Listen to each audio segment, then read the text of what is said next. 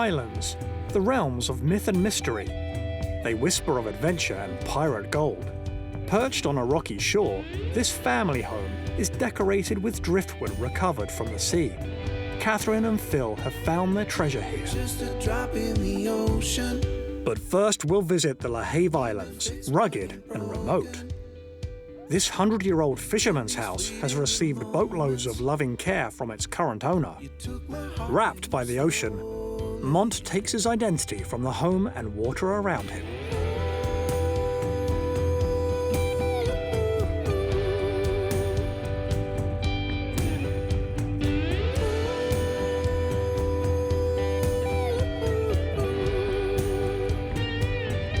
Water, deep, flowing, mysterious, ever-changing yet constant.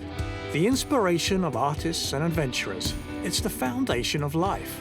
We are drawn to it, to watch it, listen to it, immerse ourselves, and for the fortunate few, to live beside it.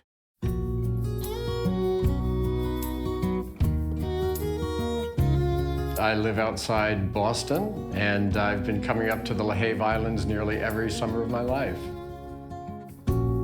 So this house was built in 1906. It was built by a fisherman family, as all the houses here on the islands were.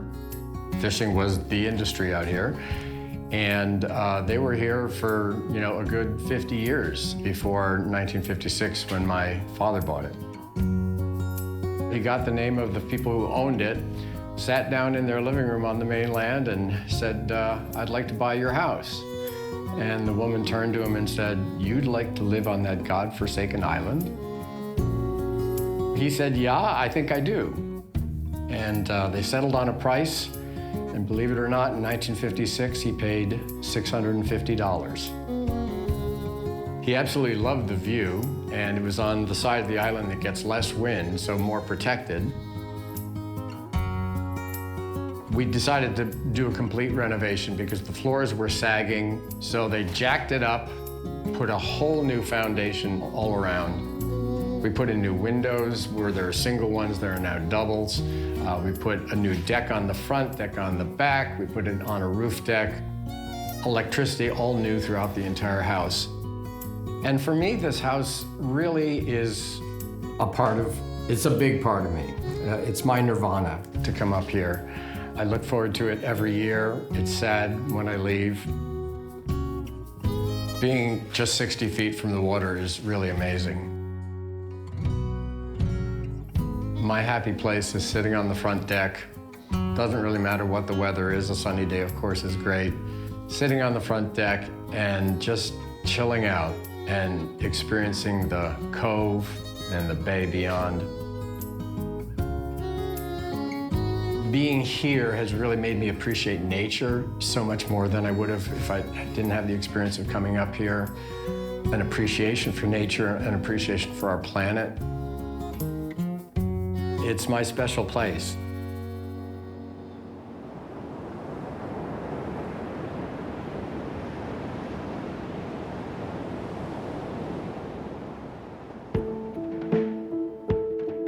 So there are many places in this house I really enjoy being. The dining room, sitting at the table, having a meal, looking out over the cove. I mean, it's like $1 million view.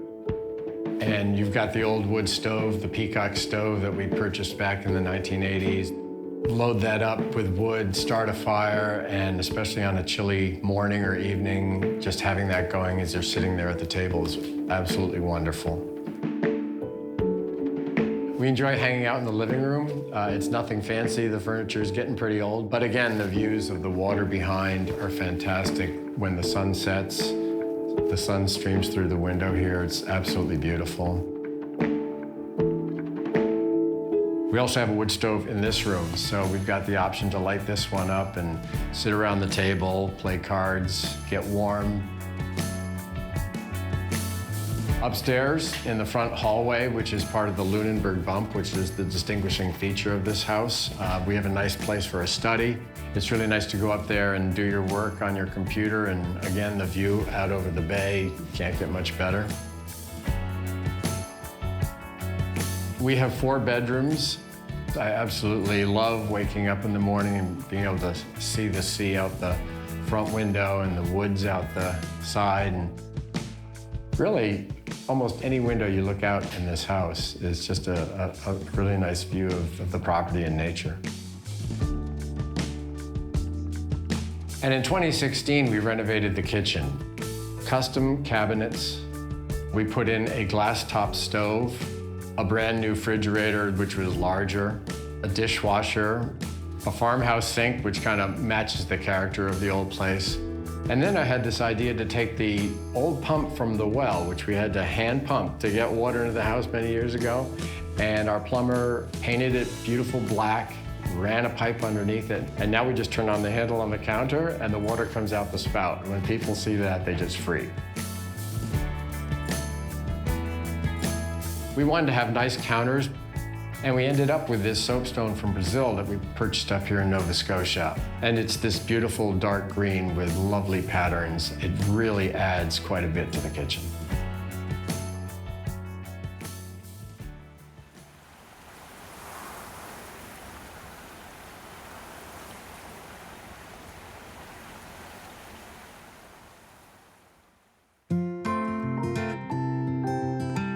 What I really love about the exterior of the house is this is just a classic-looking Nova Scotia house. The distinguishing feature on the front is the Lunenburg bump, which is the part that sticks out.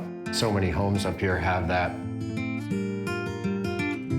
A few years ago, I completely sanded all the paint off the trim on the house. And this summer's project has been staining the house, so now the house is looking really good outside. When the house was purchased back in the 50s, they just had a very small front porch that was maybe 6 feet by 12 feet. Now we've got this expansive deck, and that's one of the nicest features about the house. It's super spacious. We've got a couple different areas for seating. We've also got a back deck, which is really nice now that over the years I've taken the chainsaw and cut down trees and landscaped the yard.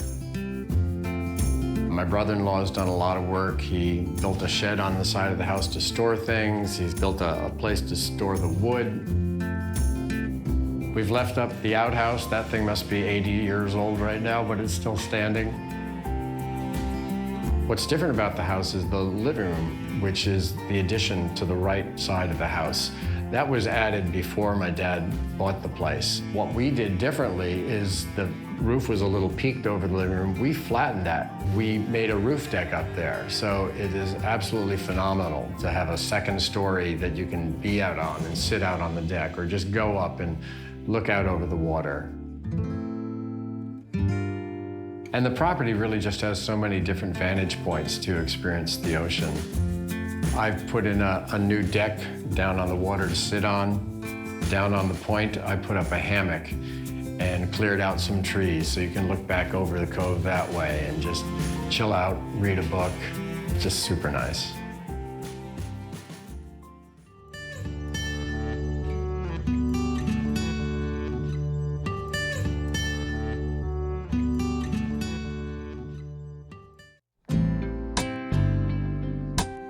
So our house is located on LaHave Island, which is one of about 24 islands that make up the LaHave Islands. To get here, it's about an 8-minute drive from the mainland. Coming up here every year, the anticipation builds as you get closer and closer, and you smell the ocean, right? I've got a 17-foot boat that my dad had built back in the 50s that is still good today. We fiberglassed it up and we motor around the islands, we go to the beaches. But if it's not my boat, we're out in friends' kayaks or out sailing in several sailboats that friends have around the island. I absolutely love swimming in the cove. Past few years, the water's been super warm. I will often go out snorkeling. And one of my favorite things over the years has been to go out in the boat and land on a beach where literally there's no one but you on the beach. And that's what's so wonderful about the LaHave Islands. I mean, they're becoming more popular, but often you're the only one on the beach. Walking the beach, finding old driftwood, buoys that have been torn off from lobster traps during storms we found on the sand, and we brought them back to the house, and they kind of add to the character of the place. So growing up, we would come up here for a month at a time in the summer, and it was just the highlight of the year. It's really about family and having a chance to be together, spending good times. But it's really about just escaping normal life that tends to grind us all down and coming to a place where you can kick back, where it's beautiful, where you kind of get back in touch with yourself.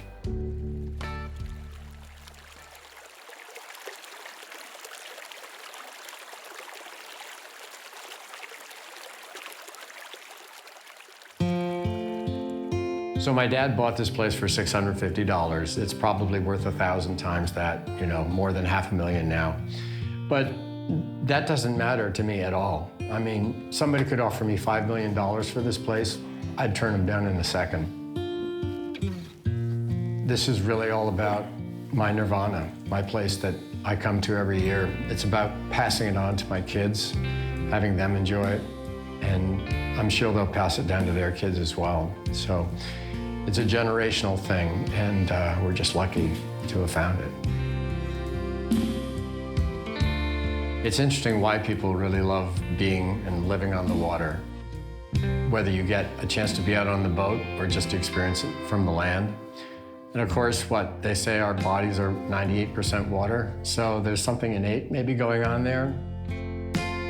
Maybe it's the internal moving of fluids inside our body that kind of matches the ebb and flow of the tide of the ocean. So this place on the islands really is my true home. Back home in the States, I've lived in half a different places and moved around. But this is the place that I feel is my identity. I feel comfortable here. I feel relaxed here. Everything about Nova Scotia and its people and the beauty of this place have rubbed off on me.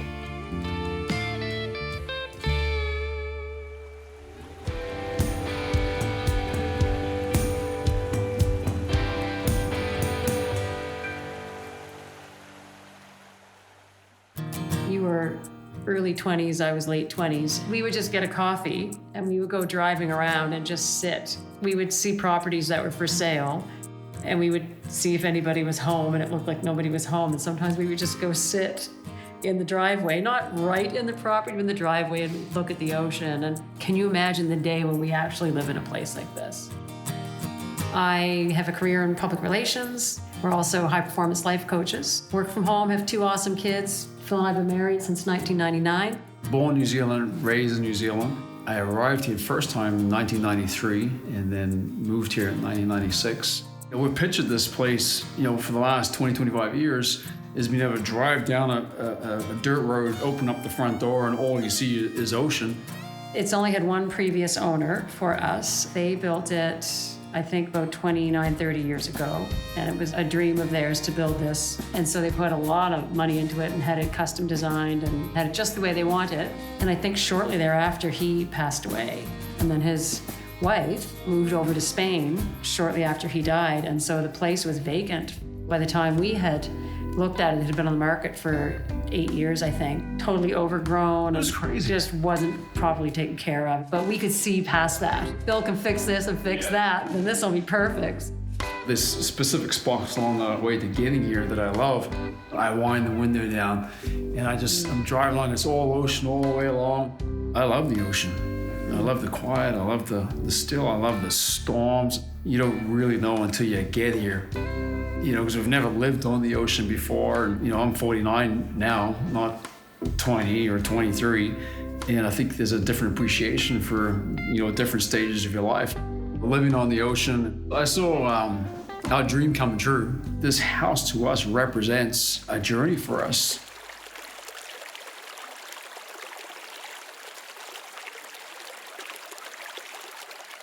I love the bedroom because it's got this nice, big, awesome window. And I've always wanted the bedroom with a fireplace in it. He wanted to take it out. He said, let's get rid of the fireplace and put in a window. I said, there's already a window. It's my fireplace, leave it. If we just need some quiet, we just go up there and shut the door, get a little bit of peace of quiet from the kids. I just love it. So maybe you should have had the window side, eh? I should have had the window side. I hate cooking. I don't like cleaning the kitchen. We don't have a dishwasher because we're on a well. Now that I'm spending more time in it, I actually see the value in having a well-designed kitchen. And I'm not removed from anybody, so I can be in there either making meals or cleaning up afterwards, and I'm still part of what's going on. It's just a nice space to be. It's bright and it's easy to work in, and I almost enjoy cooking now. Think about when you work at the stove, or I'm working at the stove, it's still looking out That's right. to the ocean. Yeah, so regardless of what you're doing in the kitchen, you're looking at either that side of the island, which is ocean, or this side of the island. That chair right there. Like on the other side and facing out to the open ocean. I love to relax there and to just grab a book, or not even grab books, grab coffee. Not even that, just sit there. That table there, refinish it. Like so many things around here. The coal hook out there is just driftwood that I find on the ocean. It's come in handy a lot. Our mantle for the fireplace is just an old dock. We used it to finish the floor there. And you had a big bench from an old ship. Oh yeah, that's right. They had an old steamship they used to run up from Yarmouth. It was like used to run rum, like illegally. And so this great big bench that was on there that he's turned into a table that runs along a window, and just some neat stuff that you've done. It's important that the house is comfortable and functional, but I've never been one that needs everything to be just perfect. It just needs to be lived in and comfortable. It's called not wanting to spend a lot of money.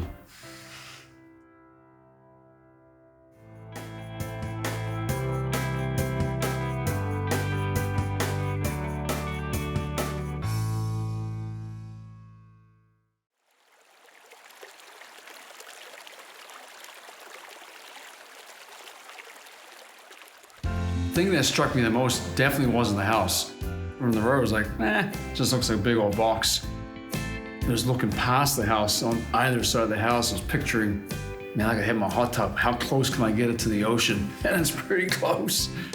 A couple of things stood out though. It's got a nice orange metal roof, which was a good feature. There's decks everywhere. There's two at the top and a deck right around the house. It's massive decks. Some stone pillars up the front, which are kind of neat at the end of the driveway. I always say with the community, it's small, but for the number of people that are here, they're all characters. There's only, I think, 8 full-time residents on the island. They're mostly family, all related to each other, but they're just characters. And they're funny and they're down to earth. They're welcoming and warm and just really, really great people. They are a good community. Like I remember where we've lived in the past. We were living in downtown Dartmouth for close to just over a decade, and we knew 1 or 2 neighbors. We couldn't have asked for better people around here.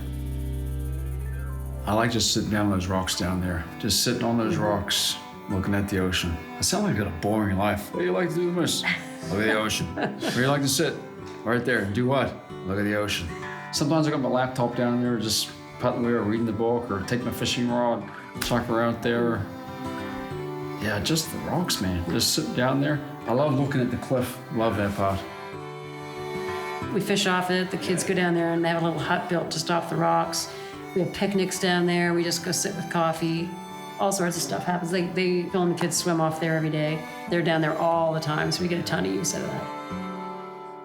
Oh man, the dirt road, the potholes, the crunch of the tires on the gravel, turning to the driveway and looking up past the southwest side of the house, right through the hot tub. So you're seeing all the grass, comes up to the top of the hot tub, and you're looking out over the ocean.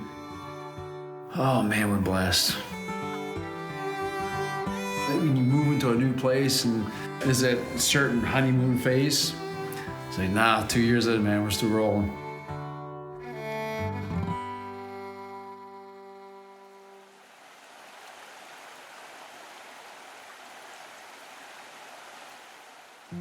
I use us getting here and hanging on to the dream and how we actually got here a lot with my one-on-one coaching clients when they're talking about a particular goal they have and they aren't sure they can reach it and how are they going to do this, and it seems kind of ridiculous to even think about this. I'm like, it's not ridiculous at all, and here's an example.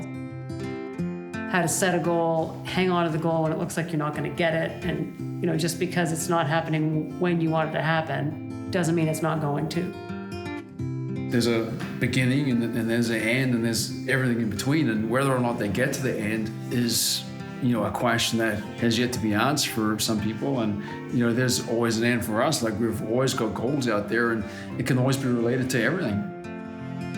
The journey to get here, you can adapt that same story to anything in anyone's life, because you just got to change the beginning and change the end, because the principles of how you start and how you finish is exactly the same for everything. You got to have a goal, and you got to have resilience, you got to have persistence. As long as it's moral, ethical, and legal, you can make it, man. Like, you can 100% make it. And it's nice because now Catherine and I can relate another story into other people's lives to help them see that it is possible. I hate working out most of the time, but I do it because I gotta do it to be healthy and live a long time. It's been the same thing our whole life, right? You're this age, you want to be healthy. Where's the gap? How do you bridge it? You want to be in this house. Where are you now? There's so much clickbait stuff out there. How do you go from $0 to $5 million in 5 days? Well, relationships don't work like that. Getting a house doesn't work like that. Getting what you want, this just doesn't work like that. And if it does happen to actually happen like that, it's not sustainable and it never lasts. If you don't know how to handle $100, how are you going to handle $1 million? If you stay focused and you're committed and you're working on improving a certain thing, you get what you picture in the end,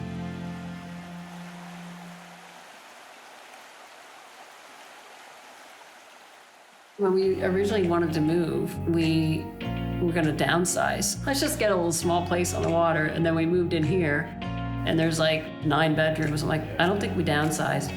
But we're not interested in adding anything else on for sure. Just sort of renovating and fixing up a little bit of what's already here. We would like to have a deck off the kitchen, and so we can get most of the morning sun and leading into the afternoon there. So we want to put a deck out there. We're having coffee on the deck. The kids know, beat it.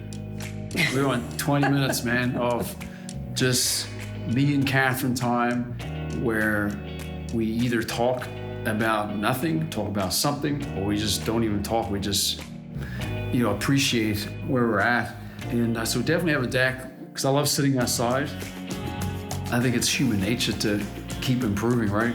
And so over the years, I'm sure that we'll fix stuff up. Like, if I won the lottery, I would beat that wall right out of our room. He does the repairs, I make the coffee and keep him fed and watered while he's doing them, and it seems to work. When we moved here, I started saying, I love our home. And Phil said, that just sounds so much different than I love my house. Right? Because a house is just a thing, it's a structure. I think a home is where you make memories. It's where you create experiences. And that's really all life is one experience at a time. And a home is what enables you to do that. The dog's here, the kids are here, my wife's here, my grandkids will hopefully get to be here and live here. I'm trying to brainwash my kids to never leave and never sell this place and make this your home. Every home has a story. Those living along shorelines often describe a connection to nature or a sense of serenity. Others speak of family and community. These experiences aren't unique to homes near water. Wherever we live, we are enriched when we make meaningful relationships with the natural world and the people we care for. These intrinsic emotional bonds are universal. They are the true essence of being at home. Laughing like young lovers on this back road avenue. And this Saturday night, I'm only singing for you. And if we had any problems, you wouldn't know it now. To think that we solved them, lying on the hood, counting stars. We're just a drop in the ocean. No need to fix what ain't broken.